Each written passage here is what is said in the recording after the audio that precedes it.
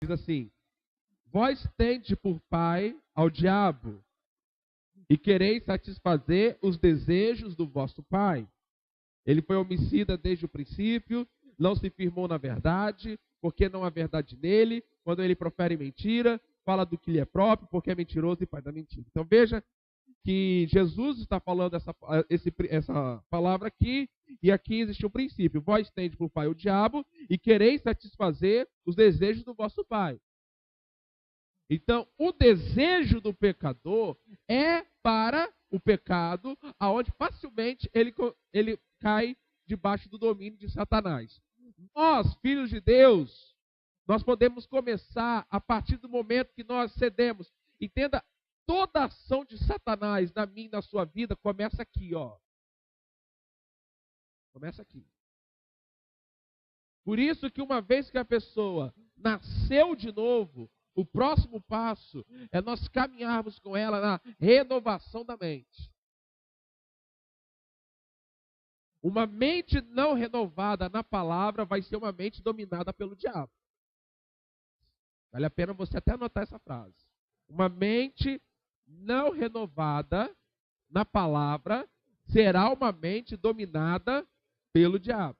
Então o diabo ele começa a influenciar. Como? Através de sugestões na sua mente. Começa a sugestionar pensamentos. Agora entenda algo, amado. Preste atenção nisso. O diabo, quando ele começa a influenciar a mente de uma pessoa, ele não vai sugestionar na terceira pessoa. Ele não vai falar assim: ô fulano, eu sou o diabo e eu quero que você pense tal e tal coisa. Pense nisso agora. Porque facilmente você vai detectar que é ele. As sugestões de Satanás na nossa mente, elas vêm a nós como se fossem pensamentos que estivessem surgindo de nós mesmos. Você começa são pensamentos que brotam na nossa mente, que a gente começa a acreditar que nós queremos aquilo, nós estamos pensando aquilo, mas na verdade é uma sugestão de Satanás. Então ele sugestiona assim: eu não sou nada. Na verdade é ele que está falando. Minha mente está ouvindo. E a minha boca muitas vezes está repetindo a sugestão dele. Como é que o diabo sabe que ele está nos influenciando? Quando nós reagimos positivamente às sugestões dele. Então, por exemplo, se o diabo fala aqui na minha mente: eu não tenho valor nenhum.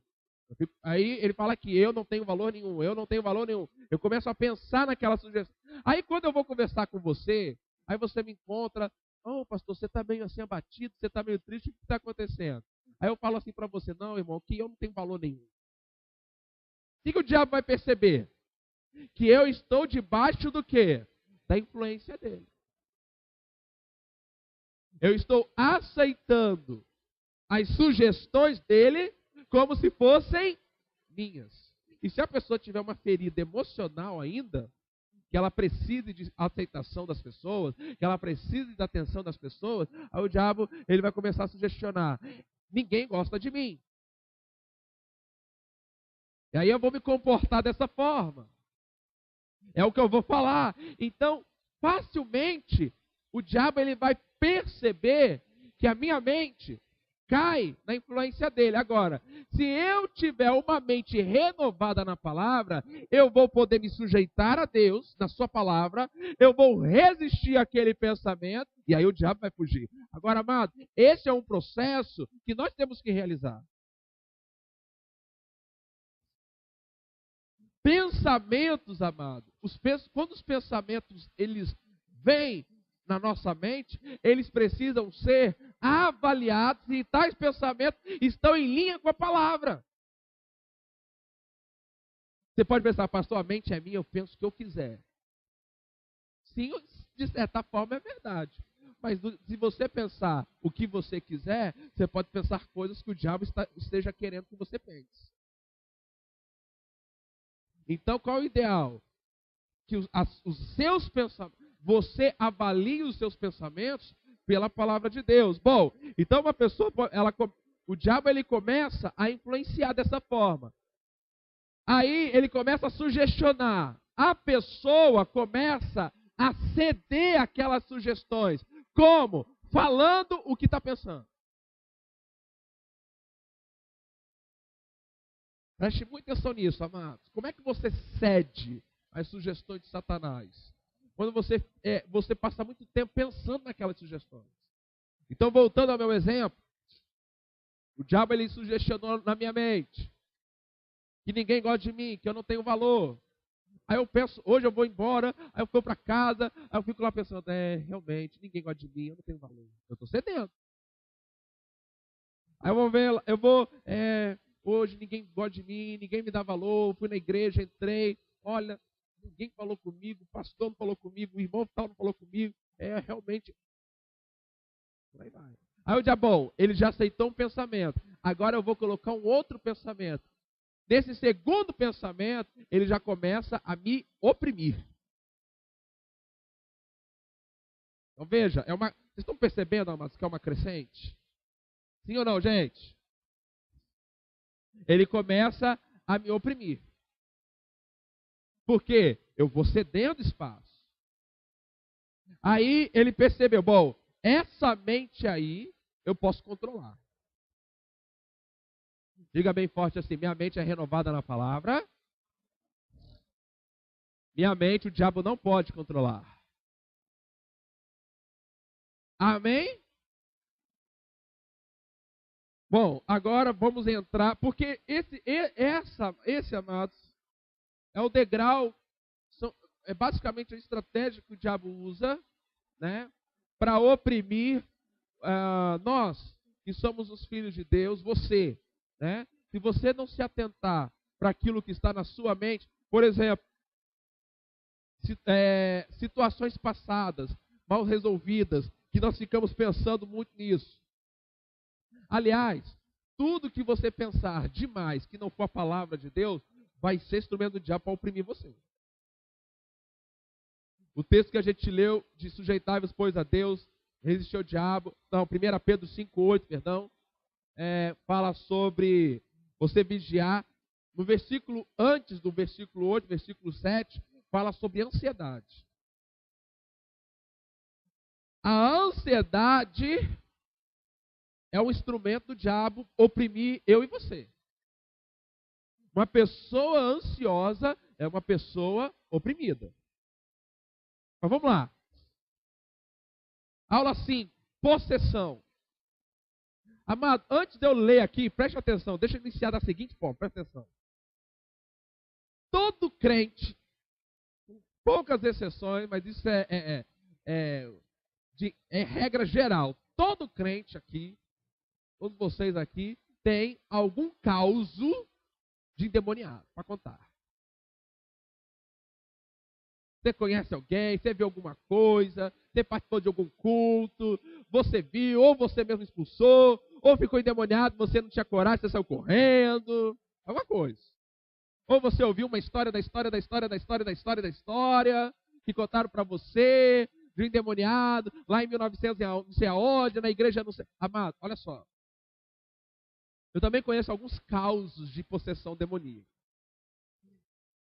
E sabe aonde a nossa fé falha?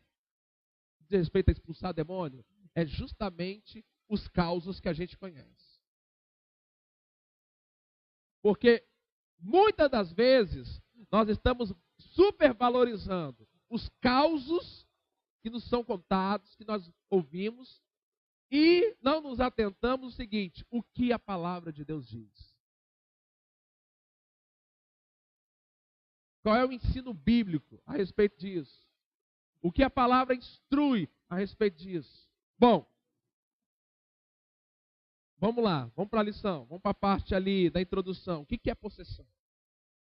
Possessão total implica em dar espírito, alma e corpo a um espírito maligno. Porque possuir algo significa ser dono.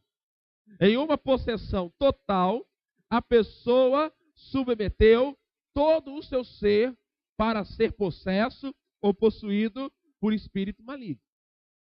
Então, possessão é isso. É o demônio, ou o espírito maligno, tendo o controle, o domínio sobre todo o ser da pessoa. Sobre o espírito, sobre a alma e sobre o corpo. Isso é possessão. Uma pessoa ser influenciada por Satanás, oprimida por Satanás, não significa que ela está possessa. Um crente pode ser influenciado, pode ser oprimido, um crente pode ceder, mas um crente não pode ser possesso. Você não vai ver no Novo Testamento nenhum exemplo de Jesus ou os apóstolos tentando expulsar demônio de crente. Não existe isso. Porque para ser possesso ou possuído, a pessoa ela tem que submeter todo o ser dela. Dentro de uma possessão completa, espiritual e corpo, pode haver níveis de possessão. Então uma pessoa ela pode ser mais endemoniada do que outra. Ela pode ser mais controlada por demônios no nível do que outra pessoa. Agora, amados, isso aqui é muito importante a gente ter o entendimento, porque nós como igreja, nós temos que ter mais ousadia para entrar nessa área.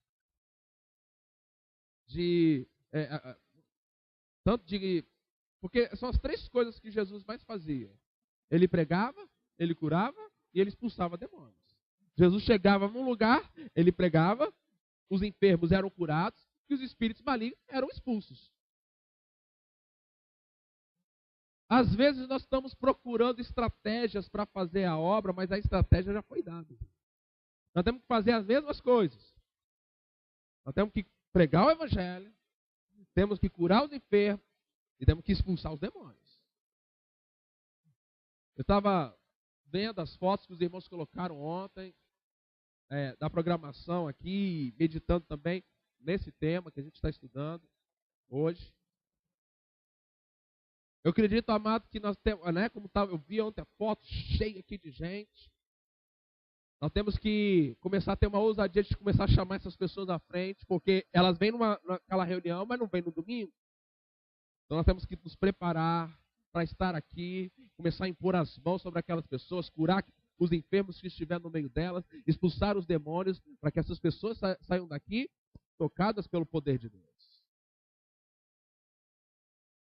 Mas eu quero destacar para os irmãos, particularmente, e eu creio que eu tenho base bíblica para isso, eu não creio que um cristão pode ser completamente possesso no espírito, na alma e no corpo por demônio. Eu creio que um crente, ele pode ser influenciado e oprimido na sua alma, creio. E amado, eu creio nisso e eu acho que isso acontece mais do que a gente pode imaginar. Crentes que cedem a sua vontade, as suas emoções, seus pensamentos para o diabo, têm a sua vida influenciada pelo diabo. O diabo ele começa a dominar enfermidades no corpo e todo tipo de problema. Agora, por quê? Porque a mente de tais pessoas não é renovada na palavra de Deus. Eles não sabem resistir ao diabo por si próprios. Amado, você vai ter que aprender a resistir ao diabo no nome de Jesus. A ficar firme contra o diabo. Você tem que aprender a manter a sua mente livre da influência de Satanás. Como? Primeiro, meditando na palavra. Segundo, pensamentos precisam ser avaliados. Você tem que ter um filtro aqui dentro. Opa, peraí, esse pensamento aqui não. Então o crente ele não vai ser possesso. Você não tem exemplos bíblicos. O diabo ele até poderia possuir alguma parte da pessoa que se rende a ele. Então aprenda isso, não renda nenhuma parte da sua vida, do teu ser a Satanás. Seja no seu corpo, né? Olha só o que a Bíblia diz sobre o corpo. Romanos capítulo 6.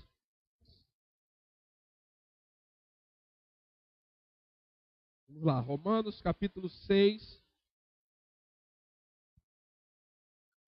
A partir do versículo 12. Romanos capítulo 6. a partir do versículo 12. Aqui ele está falando do corpo. Não reine, portanto, o pecado em vosso corpo mortal, e obedecedes em suas concupiscências. Versículo 13. Nem tampouco apresenteis os vossos membros ao pecado por instrumento de iniquidade, mas apresentai-vos a Deus como vivo dentre os mortos, e os vossos membros a Deus como instrumento de justiça. Romanos 12, versículo 1. Romanos 12, versículo 1. Diz assim: rogo-vos, pois, irmãos, pela compaixão de Deus, que apresenteis o vosso corpo em sacrifício vivo, santo, agradável a Deus, que é o culto racional. 1 Coríntios capítulo 9, versículo 27. 1 Coríntios capítulo 9, o versículo 27. Diz assim: antes subjugo o meu corpo e o reduzo à servidão, para que, pregando aos outros, eu mesmo não venha de alguma maneira ficar reprovado. Veja que a Bíblia nos ensina que nós temos que fazer algo com o nosso corpo. E Paulo ele fala aqui: eu subjugo ao meu corpo e o reduzo à servidão. Ou seja, o nosso corpo, ele precisa ser nosso servo.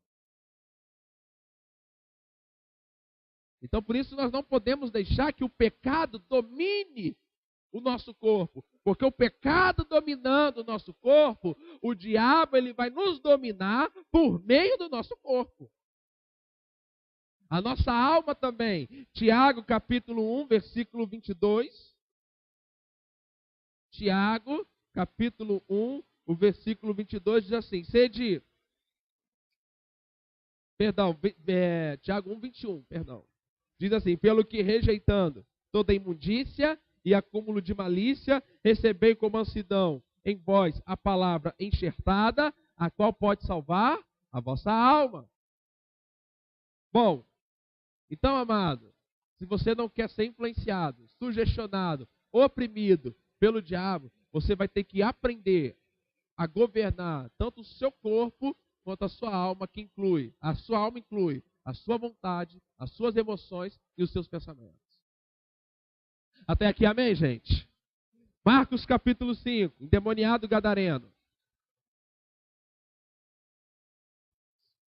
Vamos fazer essa leitura. Lembrando que esse homem não era cristão, ou seja, ele não era nascido de novo. Não era nascido de novo. Creia nisso, pessoas nascidas de novo, ainda que possam ser influenciadas, oprimidas, sugestionadas, não serão possessas. Então, vamos lá. Marcos capítulo 5, a partir do versículo 1 diz assim: chegaram a outra margem do mar, a província dos Gadarenos, e saindo ele do barco, lhe saiu logo ao seu encontro do sepulcro um homem com um espírito imundo. Preste atenção. Você conhece essa história? Você sabe que lá na frente ele vai falar que é uma legião, porque são muitos. Mas veja que aqui é no singular que está falando. Ele tinha um homem com um espírito singular imundo. Por quê? Quem tinha o direito de posse era um só. Mas esse um só que tinha o direito de posse trouxe o bando todo. Entenderam? Vamos lá. Versículo 3. O qual tinha sua morada nos sepulcros e nem ainda com cadeias o podia alguém prender. Olha só a força desse homem. Ele era um espírito amado. Vamos nos atentar a alguns detalhes aqui. Versículo 2 fala sobre espírito imundo. Ah, mas vocês já perceberam? Todo, por exemplo, assim, bar. O bar. Vai lá, bebe, o cara depois sai de lá, dá um monte de problema, bate na esposa. Você percebeu que todo bar é sujo? E quanto mais sujo, mais gente tem lá dentro. Espírito, o quê? Imundo. Uma das questões que você começa a perceber a influência do espírito maligno na pessoa é que ela começa a desenvolver na sua própria vida as características daquele espírito. Se o espírito é imundo, a pessoa vai começar a se comportar como uma pessoa imunda. E vai frequentar lugares imundos. E vai ter atitudes imundas. Continuando, versículo 3. o qual tinha sua morada no sepulcro, e nem ainda com cadeia podia alguém prender. Ou seja, muita força. Versículo 4. Porque tendo sido muitas vezes preso com grilhões, cadeias, as cadeias foram por ele feitas em pedaços, e os grilhões em migalhas, e ninguém podia amansar. Muito bravo. Esse é um demônio aí que daria muito trabalho aí para se expulsar, né? Pelo menos é o que se crê aí. Versículo 5. E andava sempre de dia e de noite, clamando pelos montes, pelos sepulcros, ferindo com pedras. Quando viu Jesus, ao longe, correu e adorou, clamando com grande voz, disse: Que tenho eu contigo, Jesus, filho do Deus Altíssimo? Conjuro-te por Deus que não me atormentes. Versículo 8. Porque ele dizia: Sai deste homem, espírito imundo. Olha a ordem de Jesus. Versículo 9. O qual perguntou-lhe: Qual é o teu nome? Ele respondeu dizendo: Legião, é o meu nome. Aí ele diz, agora ele vai justificar, porque somos muitos. Rogava-lhe muito que os não enviasse para fora daquela província, e andava ali passando no monte uma grande manada de porcos. Todos aqueles demônios lhe rogaram, dizendo: Manda-nos para aqueles porcos, para que entremos neles. Só que a gente já sabe que é possível demônios possuírem animais. Ok?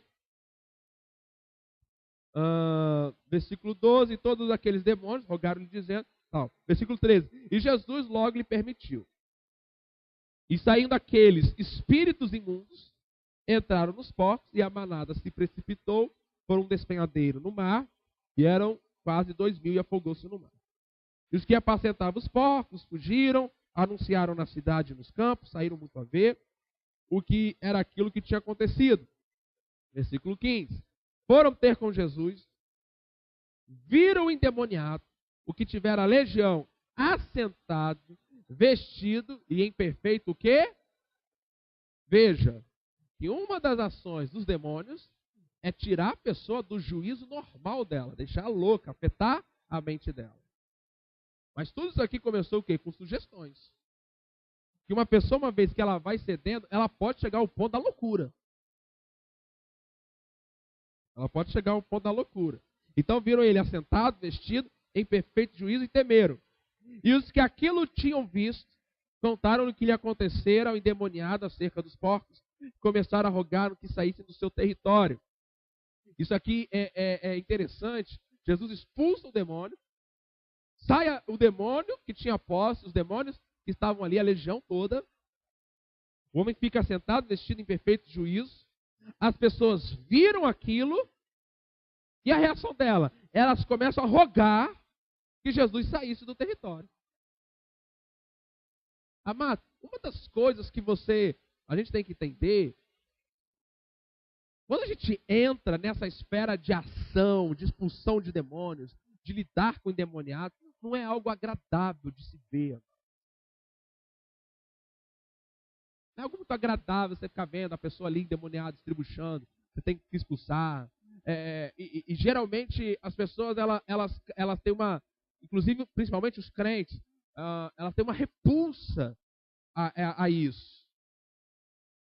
Mas, amados, o que nós preferimos? Um culto normalzinho, direitinho, e as pessoas saem do mesmo jeito? Ou um culto onde as pessoas vão ser libertas dessas forças, e ainda que cause uma certa confusão? Não, pastor, mas Deus não é um Deus de confusão. Deus é um Deus de ordem e decência. A gente tem uma visão distorcida disso, de que é confusão e de que é ordem e decência. Jesus, para trazer ordem e decência na vida daquele homem, ele causou uma confusão ali. A confusão já estava estabelecida quando Jesus chegou ali e aquele homem estava possesso. Já estava em confusão o negócio. Jesus trouxe o quê? Libertação para aquele homem. Vamos continuar. Versículo 18. Entrando ele no barco, rogava-lhe o que for endemoniado, que o deixasse estar com ele. Jesus, porém, disse: se filia uma igreja, faça um curso de estudo bíblico de 1 ano, seja batizado nas águas, e depois, quando a igreja votar em seu favor, você pode exercer algum ministério lá. Isso é o que eu falei, é o que eu faria como pastor. Jesus, ainda bem, o método dele é bem diferente do meu. Nós adoramos, amado, acabar com os novos convertidos, já nos primeiros momentos deles. Ele roga a Jesus, para que Jesus possa te acompanhar. Diz, não vai me acompanhar não, mas você vai fazer uma coisa. Vai para a tua casa, para os teus, anuncia-lhe com grandes coisas, o Senhor te fez e como teve misericórdia de ti. Irmão, vamos falar a verdade aqui. Quem de nós aqui daria uma responsabilidade dessa para um novo convertido que acabou de ser liberto de uma legião? Não, você precisa ainda de algumas sessões de libertação. Não é assim que a gente faz?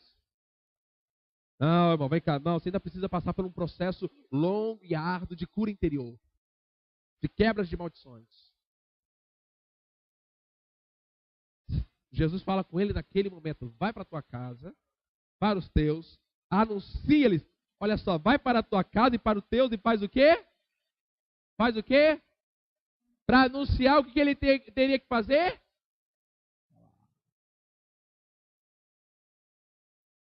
Anuncia-lhe com grandes coisas o Senhor te fez e como teve misericórdia. Agora veja, ele foi e começou a anunciar em... Você está acompanhando comigo? Eu estou em Marcos 5, versículo 20. Por favor, me ajudem. E ele foi começar a anunciar onde, hein? Decápolis era um conjunto de 10 cidades. Ele começou a pregar por essas 10 cidades. O que Jesus havia feito ele. E com grandes coisas Jesus lhe fizera. E qual era o resultado? Todos se maravilharam.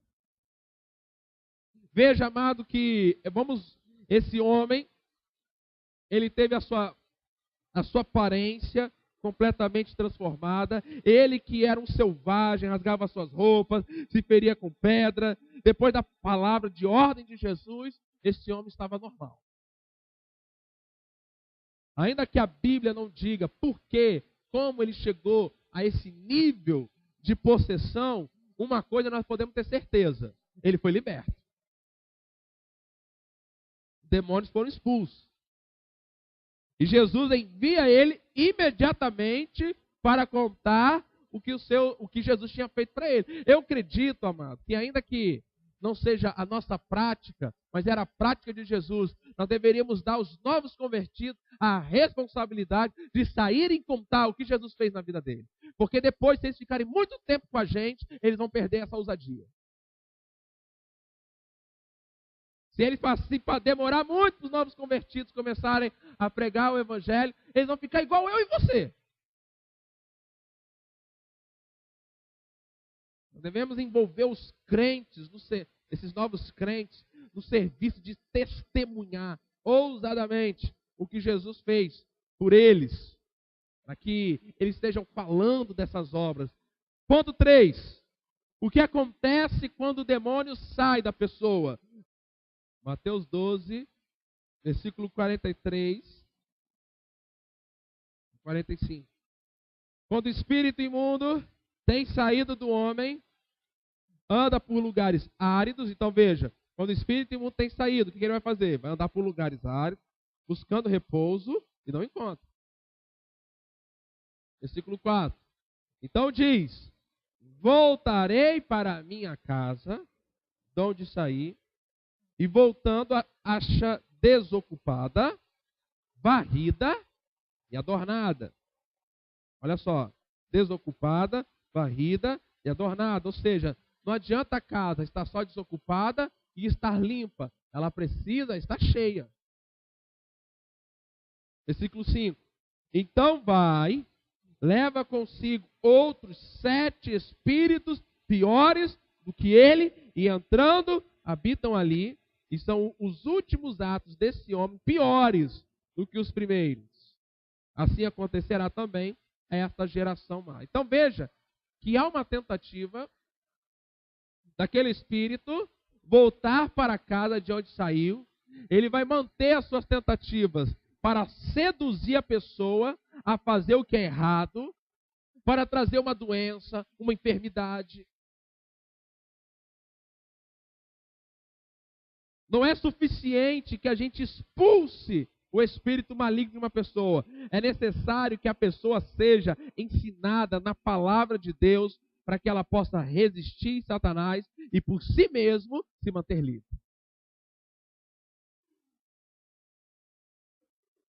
A Bíblia diz, vocês conhecem, João capítulo 8, versículo 32, conhecereis a verdade vos... A palavra, ela é poderosa para trazer libertação na vida de qualquer pessoa em qualquer área.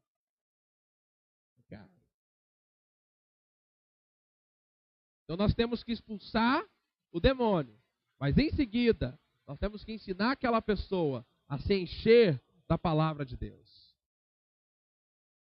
Porque qualquer pessoa vazia da palavra vai ser uma pessoa oprimida. A palavra vai te manter livre. Os cristãos precisam saber quem eles são em Cristo, a autoridade que eles possuem no nome de Jesus. A gente, amado, tem procurado ensinar isso para os irmãos. Quem você é em Cristo? Você é mais que vencedor, você pode todas as coisas naquele que te fortalece, você não é mais um pecador, você é a justiça de Deus, e você já é sarado, você tem direito a ser sarado, você tem domínio sobre, enfim, tudo isso. Para que a sua mente fique renovada nessas verdades, que você use o nome de Jesus, para que você resista, se sujeite a Deus, resista ao diabo, e por você mesmo, você já dê conta do recado.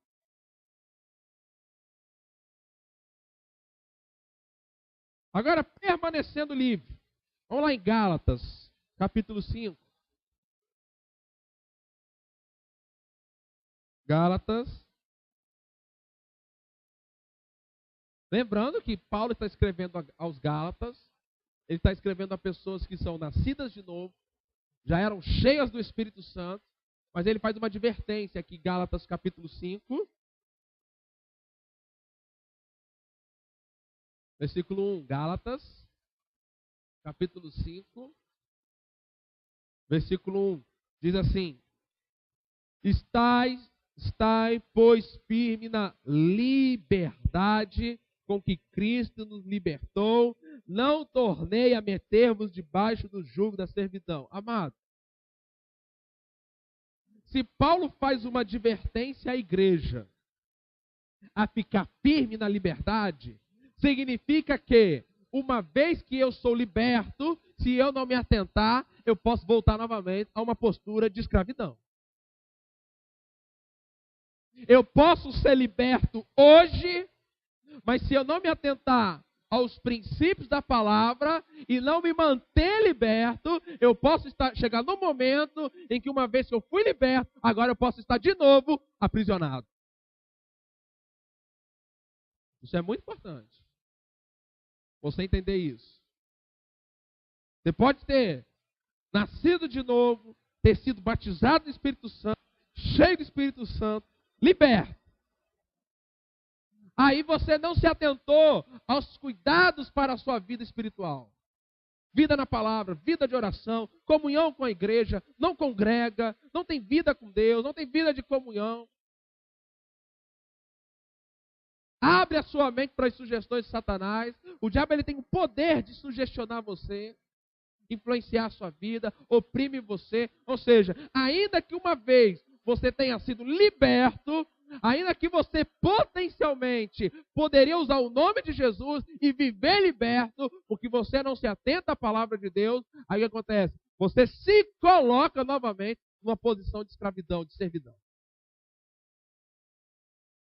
Aí Paulo está orientando aqui: estais, pois, firmes na liberdade com que Cristo nos libertou. Ou seja, se eu não ficar firme, significa que eu vou perder essa liberdade.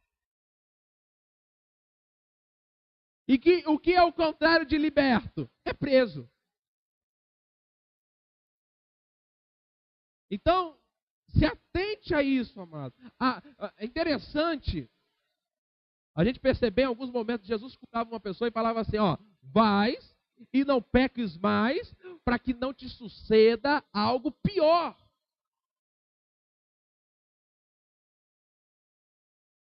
Ainda, amado, que nós não cremos, não ensinamos, não é a nossa crença, que Deus castiga a pessoa, mas existe um princípio espiritual de colher o que você semeou. Se semearmos na carne, da carne vamos colher morte e destruição. O pecado na vida do crente é mais perigoso do que o pecado na vida do pecador. Entenda isso. Ananias e Safira morreram na hora. Já eram crentes, já eram nascidos de novo, eram cheios do Espírito Santo, mas deixaram Satanás encher o coração deles, se cederam à sugestão de Satanás, cederam à mentira, cederam à prática do pecado, e a gente sabe o que aconteceu com eles? Morreu.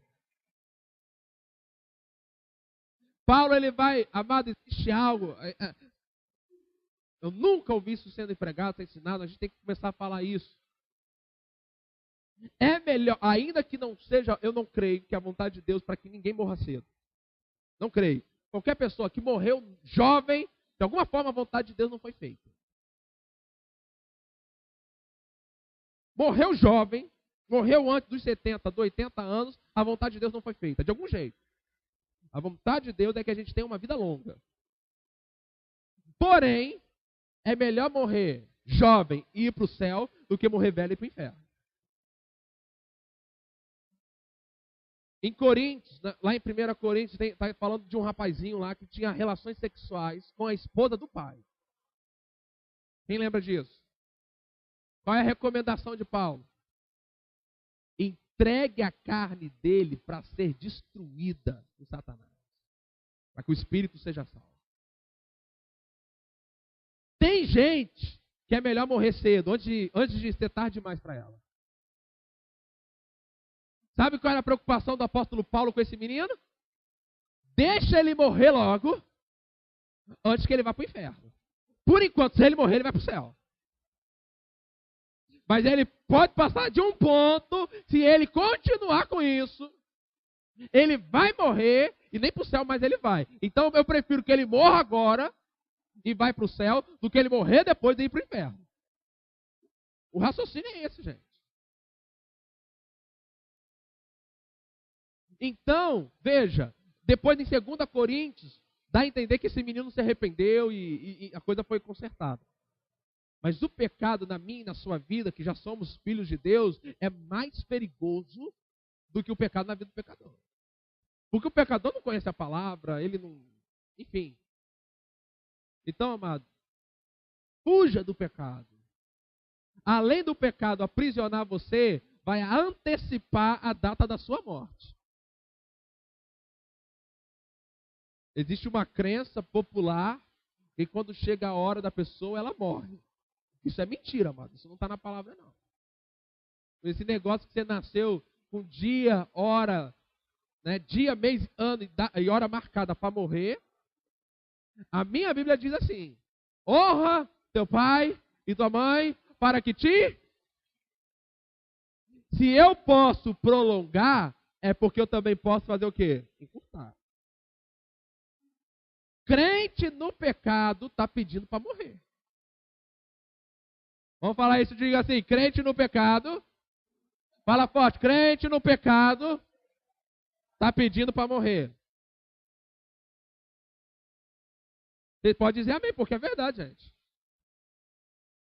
Amém não é só quando Deus vai te abençoar, amém.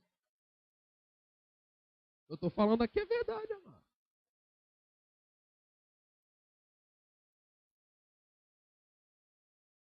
Existiu eu tenho lido as biografias de grandes homens de Deus do passado e estava lendo esses dias a história de Oral Roberts, que foi um homem de Deus usado por Deus na década de 20, 30, 40, esse período aí, quando teve o avivamento de cura nos Estados Unidos.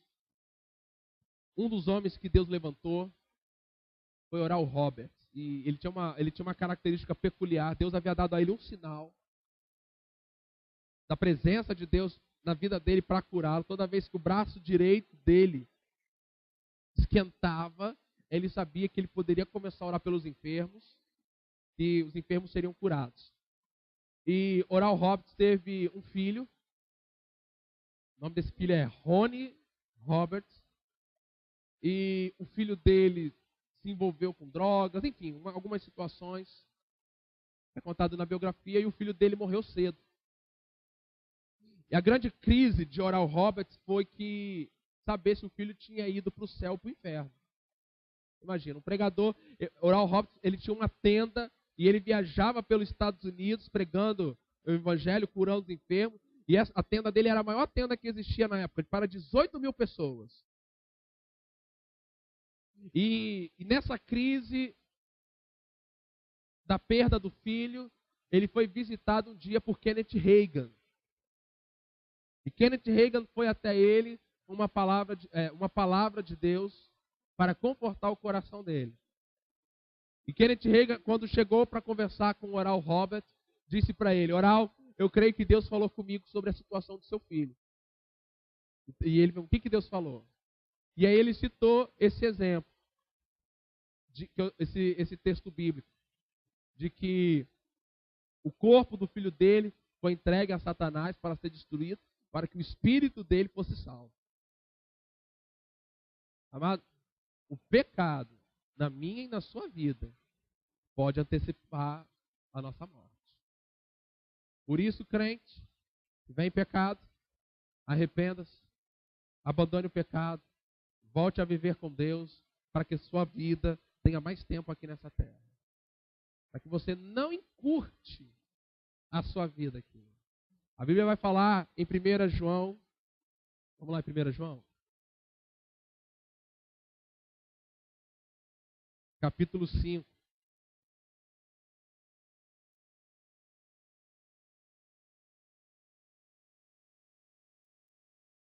Versículo 16. 1 João, capítulo 5. São textos bíblicos que nós pastores fingimos que não existem na Bíblia, mas eles existem, gente. Não são textos fáceis de pregar, mas eles estão na Bíblia. Queira nós pastores, sim ou não, foram inspirados pelo Espírito Santo. Precisam ser ensinados e pregados. O povo precisa saber que esses textos existem. 1 João capítulo 5, versículo 16. Se alguém vir seu irmão cometer pecado que não é para a morte, orará. E Deus dará vida àqueles que não pecarem para a morte. Ou seja, amado. Fala ou não fala, gente? Essa história de que não existe pecado, pecadinho, pecadão, não está na Bíblia não, gente. Isso aí é o homem que fala. A Bíblia não fala, não. Existe pecado que é para a morte e existe pecado que não é para a morte. Ou seja, existem pecados que são mais pecado do que outro pecado. Você está lembrado de Provérbios capítulo 6? 6 pecados Deus detesta, mas o 7º, Ele abomina. Tem um pecado que Deus odeia mais que o outro. E não é nem o adultério. Porque para nós crentes é adultério, né? Adulterou. Morreu. Mata. Mata porque adulterou. Qual é o 7º pecado que Deus abomina? Quem lembra? Sem olhar. O que semeia contenda. Fofoqueiro no meio da igreja. Está pedindo para morrer. Não sou eu que vou matar, não. E nem você. Então existem pecados que não são para a morte. Não vai morrer. Vamos continuar. Há pecado para a morte. E por esse não digo que ore. Existem níveis de pecado que se a gente vê um irmão pecando, nem orar por ele a gente deve orar. Quem está entendendo aqui, diga amém, por favor. Você viu Pedro tentando orar por Ananias e Safira? Você viu Pedro tentando, Ananias, vem cá, para com isso. Não é assim não.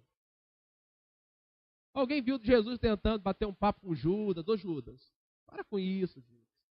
Vem cá, eu gosto tanto de você. Vai e faça o que está no teu coração.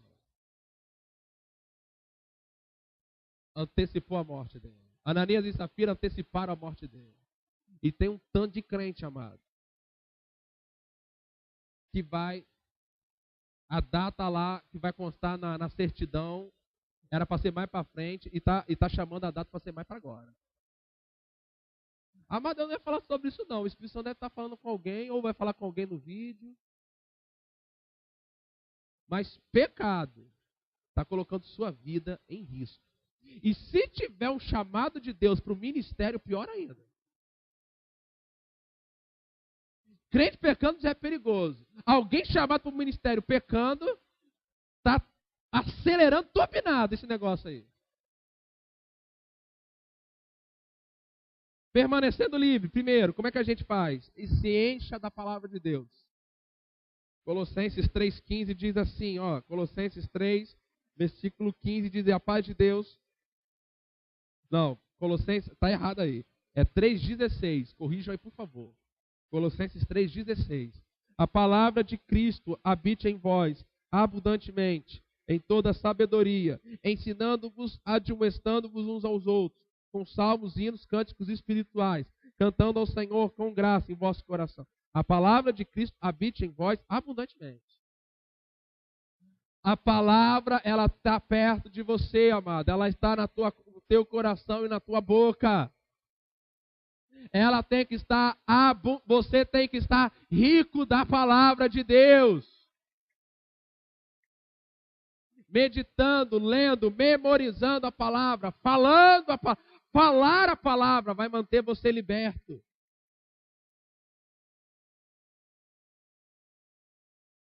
O diabo, a gente lê Mateus capítulo 4, a tentação de Jesus.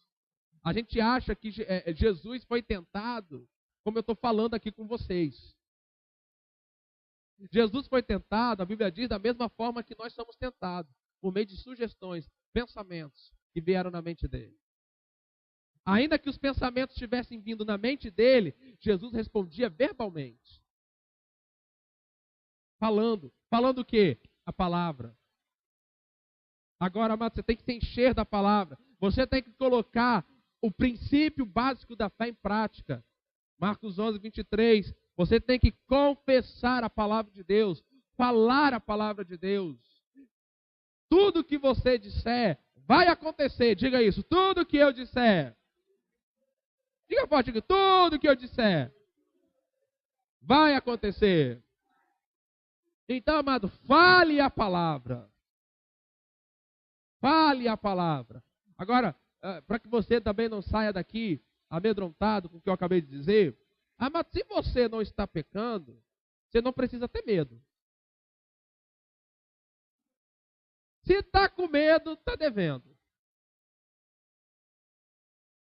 Se quando eu falei isso, bateu uma pontinha de medo, amado, você está devendo. Se eu fosse você, eu resolvia aí o que tem que resolver. De repente você está entregue só a uma consciência de pecado. Não está com a mente renovada na palavra. Agora, amado, deixa eu dizer algo para você. Eu creio que todo crente, de tempo em tempo, é assediado por espírito de morte. Uma sensação de que vai morrer daqui a um tempo, daqui a uns dias. Começa a se despedir do povo. Como eu disse, eu não creio que seja a vontade de Deus que a gente morra pelo menos antes dos 70. Não creio, amado. Se eu morrer amanhã, você pode ter certeza, a vontade de Deus não foi feita. De algum lugar, algum modo, eu errei. Vocês não vão saber o quê. Ainda bem que não. Mas eu vou ter ido embora. Pelo menos eu vou estar no céu. Isso eu tenho certeza. Mas eu creio, amados, que quando nós temos essa sensação de morte, nós temos que repreendê-la. Não vou morrer. Morte, em nome de Jesus, saia, se afaste. Eu tenho um testemunho que eu conheço de um rapaz lá no norte do Paraná. Esse rapaz ele morreu num acidente de carro e depois acharam uma carta que ele escreveu um dia antes de morrer. E essa carta era uma carta que ele dizia que ele sentia que ele ia morrer, ele estava se despedindo. Se aquele rapaz tivesse repreendido a morte, ele teria vivido. Agora, porque às vezes as pessoas ficam, pastor, eu sonhei que fulano morreu, e toda vez que eu sonho que fulano vai morrer, alguém morre, o que eu faço? Ora para o fulano viver.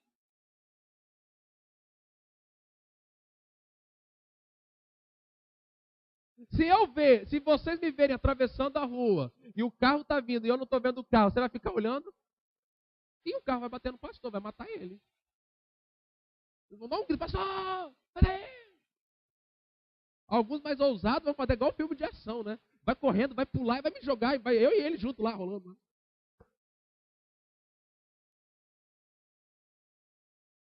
Negar a si mesmo. Lucas 9, 23.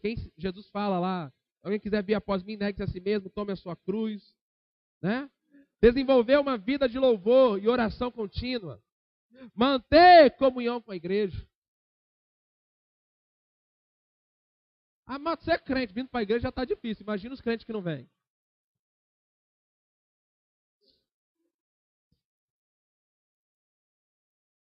Perguntas?